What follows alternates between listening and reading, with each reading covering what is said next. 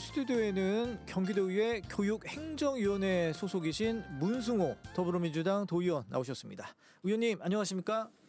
예, 안녕하세요. 성남시 수정구를 지역구로 두고 있는 경기도의회 교육행정위원회에서 일하고 있는 문승호 도의원입니다.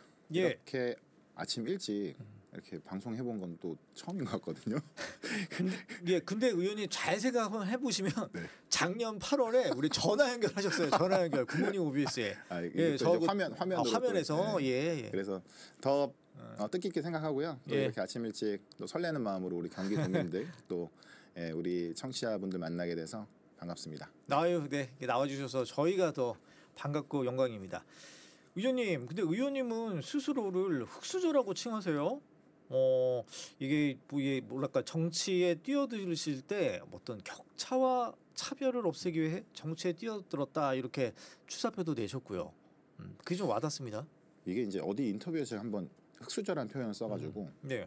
이게 근데 좀 오래된 용어처럼 돼버려서 흑수저 예전에는 좀 그래도 많이 회자됐는데 요즘에 흑수저라 그러면 뭔가 우리 잠룡들이 그 서사가 있으려면 항상 그렇죠. 들어가는 게 흑수저잖아요. 그래서 좀 더 하면 무수저까지 가야 되는데 저는 예. 그래서 제가 돌이켜 보니까 흑수저였나 이런 생각을 좀 다시 한번 해봤거든요. 이번 질문 보면서. 근데 뭐 그렇다고 해서 뭐 제가 넉넉한 환경이었냐 그런 건 아니었던 것 같고요. 예, 이제 제가 자랐던 곳이 성남시에 있는 중원구에서 자랐는데 이곳 지금도 재개발 앞두고 있었고 그 당시에도 환경이 그렇게 뭐 좋은 환경은 아닙니다. 오래된 주택들이 있고 좁은 도로가 있고 막 이런 곳이어서 여기에서 이제 중학교까지 다니다가 제가 분당 신도시 분당으로 이제 고등학교를 진학하게 됐는데 거기에서 좀 격차를 많이 느꼈던 것 같아요. 그리고 이제 가보니까 아이들이 가장 낯설었던 건 중학교 때 친구들은 그런 건 없었는데 애들 이제 당장 신발 뭐 신었는지 보는 거라든지 또 가방은 무슨 메이커를 맸는지 또 부모님 차는 뭐였는지 뭐 이런 것들이 저한테는 좀 생소하면서도 이게 좀 격차로서 느껴졌던 기억이 있습니다. 무슨 메이커 좀 내가 초라해지는 느낌? 그때 이제 들었던 것 같고요. 또 사춘기 때니까 또 그렇죠. 더더욱 그럴 수도 있겠네요. 뭐 이제 오는 친구들하고 어떤 것들을 당장 눈에 보이는 것부터 이제 비교하게 되니까. 근데 아침부터 너무 무거운 얘기하는 것 같긴 하지만. 아닙니다. 뭐 현실인데요, 뭐. 그래서 이제 정치를 하게 된다면 이런 이제 우리 아이들의 이제 뭐 교육 위에 있기도 하지만 우리 아이들의 공정한 출발, 공정한 경쟁은 최소한 이루어져야 되지 않겠나. 그런 생각들을 좀 많이 하면서 정치를 하고 있습니다. 지금도. 그렇군요. 아니 제가 의원님 오시기 전에 요거 그 너튜브도 운영을 하시더라고요. 문승호 TV라고 그죠? 요거 구독자가 많지는 않지만 운영을 하고 있습니다. 아이고 꽤 많더라고요. 근데 뭐 보니까 우리 동네 청년 이장 요 타이틀로 가세요.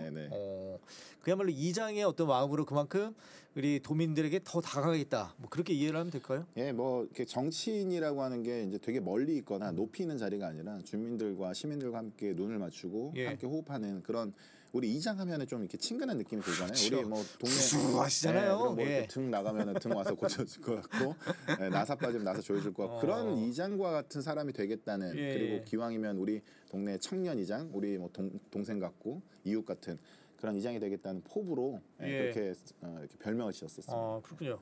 아니 제가 여기 너튜브를 한번 쭉 봤는데 되게 잘 만드시고 뭐 좋은 콘텐츠들이 많습니다. 근데 딱 하나 그 작년에 우리 출연하셨던 전화 연결이긴 하지만 그 영상은 없더라고요. 눈 씻고 찾아봐도.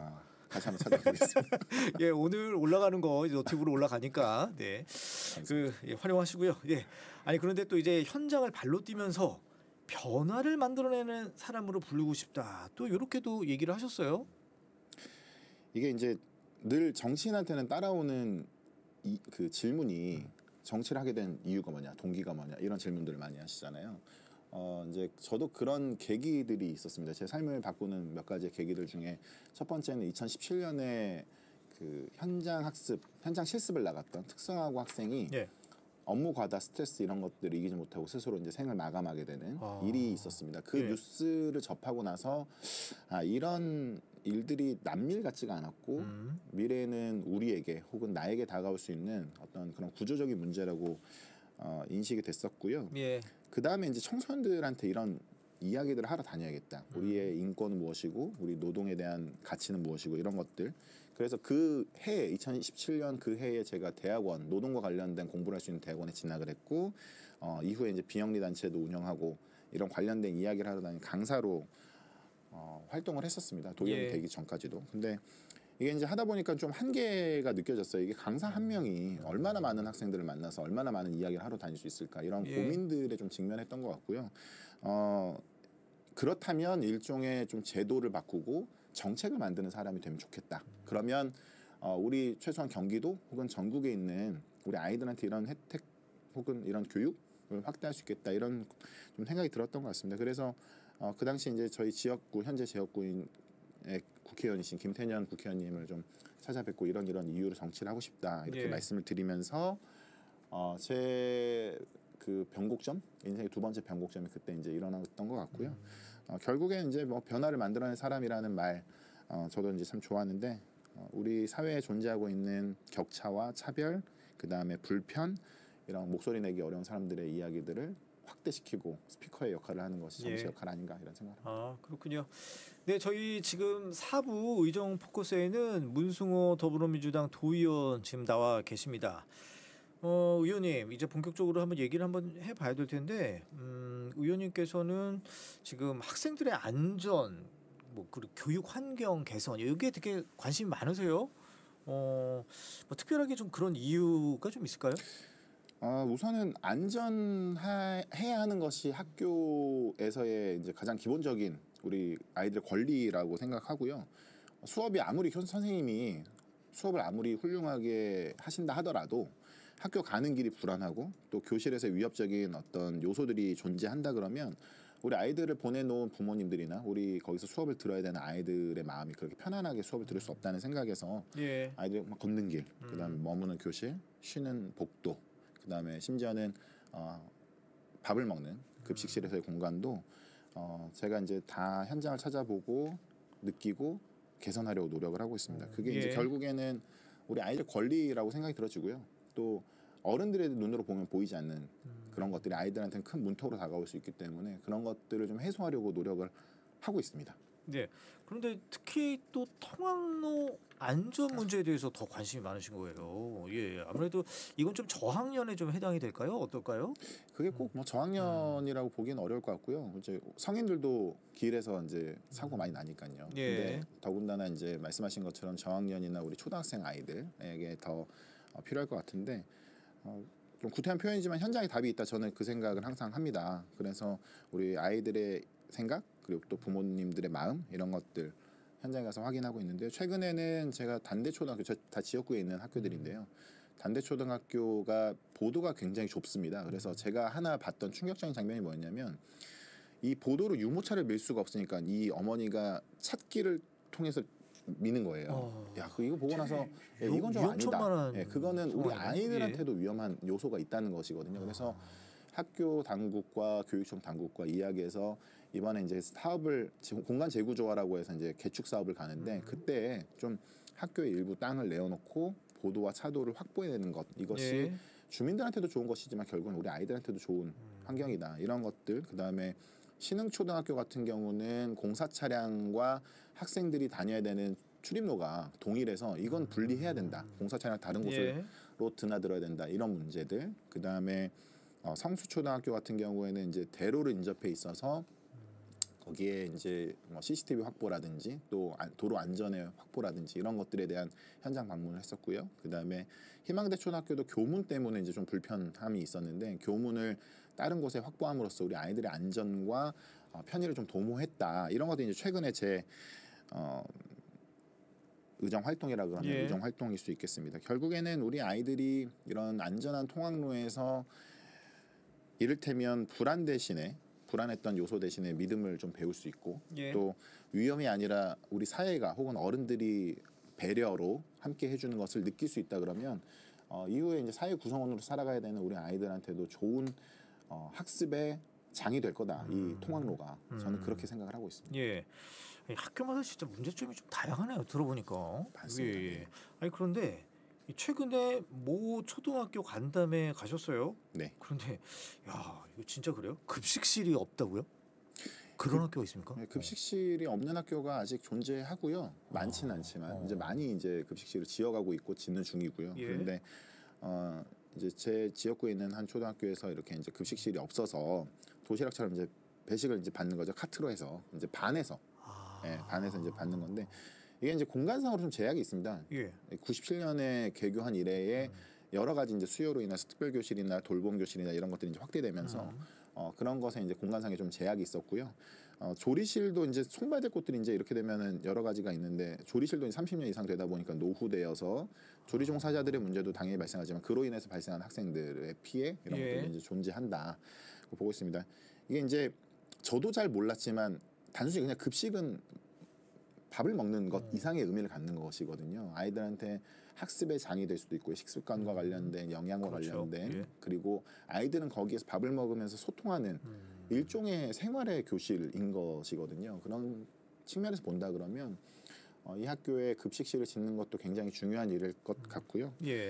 또 아이들이 뭐 교실에서 막 허겁지겁 급하게 밥을 먹고 때우고 빨리 치우고 또 그곳이 다시 교실이나 노는 자리가 되는 것이 아니라 밥 먹는 장소는 아이들이 그것이 또 기본적인 권리이기도 하니까 그런 것들이 지켜지는 그리고 존중되는 그런 장소들이 빨리 만들어져야 된다고 생각하고 있습니다. 그러면 이제 문제점은 파악을 하셨는데 그러면 어떻게 그 급식실이 지어집니까? 어떻게 됩니까? 그게? 우선은 이제 항상 존재하는 게 문제가 예산이죠. 네, 이제 첫 번째 문제가 발생한 현상과 그다음에 이제 예산, 그다음에 우리 교육 공동체들의 합의된 마음 아니겠습니까? 그 예산의 문제는 지금 이제 교육청과 긴밀하게 소통하고 있고요. 이게 급식실 하나 짓는 게 굉장히 많은 비용을 수반합니다. 한 뭐 2-30억 이상 소요되는 그렇게 많이 들어요? 금액이어서요. 우리 교육청과 이거 긴밀하게 협의해서 올해 본 예산, 그러니까 내년에 사업이 진행될 수 있도록 최대한 챙겨보려고 하고 있습니다. 제가 뭐 아이 아빠라서 그렇지는 않고요. 이 아이 문제들, 아이들에 대한 문제들은 좀 최우선적으로 좀 예산 배정 이런 게 좀 됐으면 좋겠어요. 우리의 미래 아니겠습니까? 그렇죠. 저도 이제 집에 생후 30일 간 넘은 아기가 둘째로 태어났는데요. 저도 이제 부모님이 돼 보니까 아이들의 문제에 더 관심을 많이 갖게 되는 것 같습니다. 그리고 우리 아이들이 아까 이제 서두에서 말씀드린 것처럼 차별받지 않는 환경이 되게 중요한 것 같고 그런 차원에서 보면 말씀하신 것처럼 앵커께서 말씀하신 것처럼 우리 아이들에 대한 예산은 가장 우선적으로 배려되고 배정돼야 된다는 생각에는 동일하게 동의합니다. 그럼 관련해서 앞서 이 의원님이 말씀하신 통학로 안전 문제 그리고 뭐 이런 급식실 문제 뭐 다들 이제 기본권과 직결이 되는데 이제 구체적인 노력들 좀 힘드시다는 건 이제 방금 살짝 언급은 해주셨지만 그래도 노력은 하셔야 될 거 아니에요, 그죠? 네, 좀 알려주세요. 어떻게 노력하실지. 저는 이게 이제 현장의 문제를 민감하게 파악하는 것 정신의 첫 번째 능력이다. 두 번째는 이것을 실력 있게 예산과 직결시키는 게 두 번째 문제다. 그리고 세 번째는 그 해당 구성원들의 동의와 그 이후의 절차들 잘 원활하게 밟아가는 것이 중요하다 이런 생각을 하는데 일례로 통학로 안전 문제는 계속 언급되고 있고 사망자들이 발생하고 있고 계속 교통사고 발생합니다. 이런 것들의 문제 해결을 위해서 통학로 안전협의체 이게 경기도 최초로 제가 제안해서 만들어졌는데요. 여기에 뭐 지자체, 교육청, 경찰, 학부모, 민간단체 모여서 각 지역에 있는 문제를 실제적으로 파악하고 위로 올려주면 경기도로 올려주면 경기도에서 파악해서 그것들을 해결해가는 방식 이것들을 이제 협의체를 만들어서 첫 회의를 한 바가 있고요. 이런 이제 성수초 아까 이제 그 학교와 같이 급식실이 없는 학교들 같은 경우에는 현장에 나아가서 교육청과 협의하면서 이것을 어떻게 실제로 예산을 만들어낼 수 있고 설득할 것인지 이런 과정들을 하고 있습니다. 결국에는 우리 문제 아까 말씀드렸던 것처럼 현장의 문제, 예산, 그 다음에 주민과 교육 공동체 목소리를 한 번에 담아내는 이 과정 이것들이 이제 원활하게 이루어져야 이것들이 성과로 나타날 수 있을 거라고 생각합니다. 저희 지금 의정 포커스 진행하고 있습니다. 문승호 더불어민주당 경기도 의원 나오셔서 이제 관련된 얘기 나누고 있는데요. 이번에는 학교 폭력과 관련된 얘기 좀 해보죠. 학교 폭력에 대해서도 대단히 관심이 많으시고 이제 교육 행정위원으로서도 활동을 하고 계세요. 지금 현재 경기도 내 학교 폭력 실태 심각합니까? 학교 폭력이 참 어렵습니다. 의원들로서도 이야기하기가 되게 부담스럽고 어려운 문제가 있습니다. 가해자와 피해자가 딱 나눠져 있으니까. 나눠져 있기도 하고요. 어떤 경우에는 이게 이제 뒤바뀌기도 하고 또 어떤 경우에는 상호간에 그러기도 하고 이런 문제들이 있지만 기본적인 원칙은 피해자 중심이라는 것에 대해서는 누구도 이견이 없습니다. 그래서 경기도가 이제 전국의 최대 광역 지자체이기도 하거니와 학생 수도 압도적으로 이제 많은 상황입니다. 그래서 그만큼 학교 폭력이 빈도도 많이 발생하고 있는데 최근 3년 동안 보면 14,000건에서 16,000건 정도의 학교 폭력이 발생하고 있는 걸 보면 예. 그게 한 학생으로 보거나 한 가정으로 본다 그러면 굉장한 비율이고 누군가에게 굉장한 상처를 주고 있는 상황입니다. 이게 폭력의 양상도 되게 다양해지고 있는데 과거에 이제 우리 앵커님과 뭐 저 학교 다닐 때는 그래도 이제 뭐 한번 끝나면 또 이제 화해도 하고 또 회복도 그렇죠. 하고 이런 과정이 있었는데 또 지금 싸우고 오면 또 부모들이 아유 그렇게 해서 크는 거예요. 다 이러면서 서로 네. 뭐 이렇게 하잖아요. 또 그렇죠. 부모들끼리도. 네. 예. 지금은 그렇지가 않은 상황인 것 같습니다. 이제 단순하게 언어 폭력과 신체 폭력을 떠나서 따돌림, 그다음에 사이버 폭력까지 다양한 양상으로 드러나고 있고 예. 학교 안에서 벌어지고 있는 비율이 70% 육박하거든요. 그러니까 학교 내에서. 네, 아까 예. 이제 통학로 안전의 문제와 같이 우리 아이들을 학교에 보내놓고 부모님들이 마음을 놓을 수 있어야 되는데 약 15,000건의 학교 폭력 중에 70%가 학교 안에서 발생하고 있다. 교실 안, 복도, 운동장 이런 데서 발생하고 있다라는 것은 굉장히 불안한 거거든요. 예. 예, 그래서 저는 이게 단순히 이제 어떤 문제 행동이 발생했다 이런 차원이 아니라 교육이 그리고 교육청 당국이 제 역할을 하지 못하고 있다. 이거에 대한 문제 해결을 위해서는 어떤 방법을든 만들어내야 된다. 저는 예. 이런 생각들을 하고 있고요. 결국에는 안전한 교실, 그 다음에 신뢰받는 선생님, 그리고 아이들이 함께 어우러질 수 있는 제도와 행정, 문화 이런 것들을 줄이는 방법들을 같이 모색해야 된다 이런 생각을 합니다. 제가 예. 작년에 행정사무감사에서 한 교수님의 표현을 빌렸었는데 요즘에 학교가 사활을 건 전쟁터다. 이게 뭐 학업에 대해서도 당연히 그렇고요. 서로가 경쟁자로서 살아가야 되는 이런 현실. 그다음에 거기에서 발생한 학교 폭력 이런 것들을 사실 생각해 보면 굉장히 암담한 것 같지만 아이들 사이에서는 사실은 그렇지 않고 저도 이제 학교 가서 애들 보면은 막 그렇게 악의적으로 막 경쟁자를 짓누르고 무슨 폭력을 이렇게 보이지 않습니다. 그러니까 결국에는 우리가 서로 회복하고 성장하고 서로를 이해하고 이런 문화들을 형성해 가는 것이 제가 해야 될 역할이고 우리 교육청의 우리 전문가들이 해야 될 역할이고 우리 사회가 함께 노력해야 되는 문제 아닌가 이런 생각합니다. 예. 아니, 의원님께서는 이 학폭 피해 학생의 상급 학교 진학 시에 가해 학생과 분리 배정하는 그런 법 개정을 촉구하셨어요. 예. 관련해서도 얘기해 주십시오. 어저께 바로 어제 상임위를 통과했습니다. 그래서 이게 어떤 문제였냐면 이제 상급 학교를 진학할 때에 가해자가 그 학교를 가지 않습니까? 피해자하고 그러면은 가해자가 먼저 그 학교를 가면 피해자가 그 학교를 가 아닌 다른 학교로 가게 되는 겁니다. 예. 이거는 사실은 피해자한테 2차 가해다. 결국에는 피해자한테 학교를 선택할 수 있는 우선권이 주어지고 폭이 더 줄어들었잖아요. 그러니까 예전에는 그렇습니다. 피해자 입장에서 네네. 그러면 안 된다. 네, 그래서 피해자가 먼저 그 학교 A 학교를 선택하면 가해자들은 A 학교가 아닌 다른 학교를 선택해야 된다라는 것을 지금 국회의 법이 계류 중입니다. 이와 관련된. 그래서 그 법이 빨리 통과될 수 있도록 촉구하는 촉구 건의안을 올렸던 사안이었고요. 그 외에 이게 이제 강제 전학 이상 받은 경우에만 이런 해당 사항이 있었는데 저는 이제 이것들이 확대되어 있는 법을 촉구하는 것이었는데 출석 정지나 학급 교체 이런 조치를 받은 학생의 경우도 이 법에 들어갈 수 있도록 개정 촉구안을 올렸던 것입니다. 그렇군요. 그렇다면 의원님께서 계속 이런 학폭 문제에 대해서 관심을 계속 갖고 계신데 이 학교 폭력을 예방하기 위한 의원님만의 묘안 뭐 솔루션 그런 게 있을까요? 그게 참 어려운 일인데요. 예. 그 방법이 있었다면 딱 했으면 좋겠는데 저는 이제 이게 여러 가지 이제 제도적으로 완비돼야 될 부분이 있고요. 그것도 완전하다고는 생각하지 않지만 예를 들면 이제 두 가지 방식이겠죠. 하나는 현장에 긴급하게 대응력을 강화하는 방법과 두 번째는 아이들을 정서적으로 회복하고 아까 갈등 조정 이런 것들을 키우는 교육적 기반의 마련이라고 생각을 합니다. 제가 최근에 가졌던 정책 토론회에서 했던 것이 이제 CCTV의 확대 방안이었거든요. 그 교실 내 교실 내를 포함해서 뭐 복도 그리고 또 사각지대, 운동장 뭐 이런 것들이 이제 확대 방안이었는데 사실 좀 이게 민감합니다. 양면성이 좀 있고요. 그래서 한편으로는 폭력을 억제할 수 있는 수단이 하나 될 수 있겠다라는 측면, 그 다음에 사실관계, 가해자와 피해자의 어떤 그런 사실관계를 확인할 수 있는 단서, 그 다음에 교권 보호 이런 것들의 어떤 좋은 측면이 있지만 또 안 좋은 측면으로는 사생활 침해? 예, 사생활 침해가 가장 먼저 드러나고요. 그다음에 교실이 이렇게 감시의 대상 또 무슨 그런 공간으로 전락해 버리면 예. 원래 이제 교육적 회복을 하기 어렵지 않느냐 이런 이제 문제들이 있고요. 예.